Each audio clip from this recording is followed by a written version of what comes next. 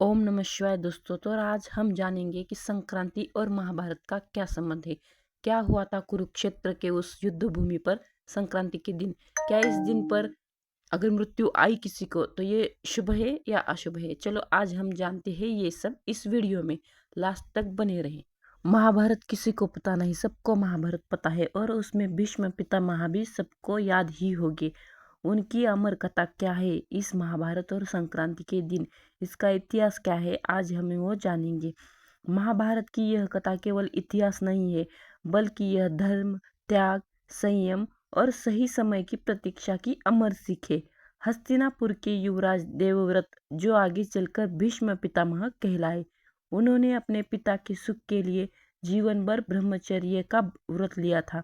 इस अद्वितीय त्याग के कारण उन्हें भीष्म नाम मिला।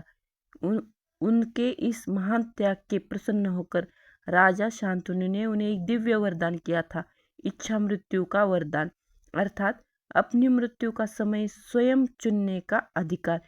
कुरुक्षेत्र युद्ध के 10वें दिन भीष्म पितामह कौरवों की ओर से युद्ध कर रहे थे।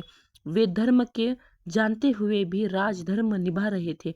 अर्जुन ने शिखंडी के आड़ से बाणों की वर्षा की और भीष्म पितामह बाणों की शरशैया पर गिर पड़े। असंख्य बाणों से उनका शरीर ढक गया, लेकिन उनके चेहरे पर पीड़ा नहीं, केवल शांति थी। मृत्यु नहीं, प्रतीक्षा थी। शरीर घायल था पर आत्मा स्थिर थी।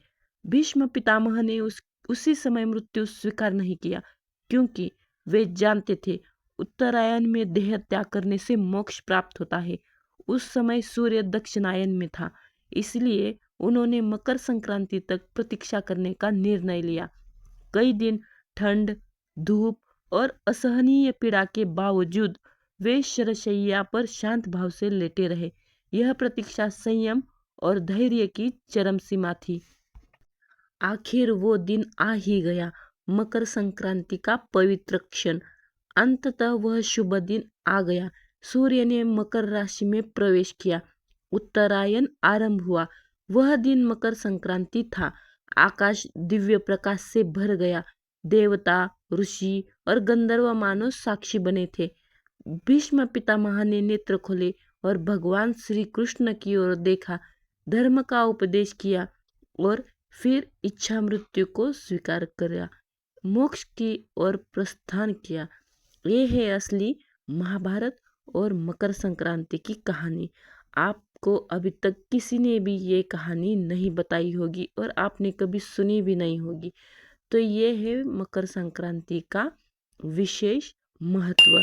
इस दिन अगर किसी को मृत्यु आ गया तो ये बहुत ही अच्छा मृत्यु होता है।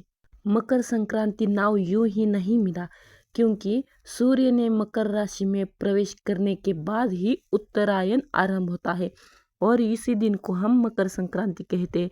और ये दिन बहुत शुभ होता है और इसीलिए भीष्म पितामह ने इतने महीनों तक प्रतीक्षा की, लेकिन उन्होंने मृत्यु नहीं स्वीकारा। उत्तरायण के बाद ही उन्होंने मृत्यु स्वीकार कर लिया। ऐसे ही और अच्छे वीडियो के लिए सब्सक्राइब जरूर कीजिए।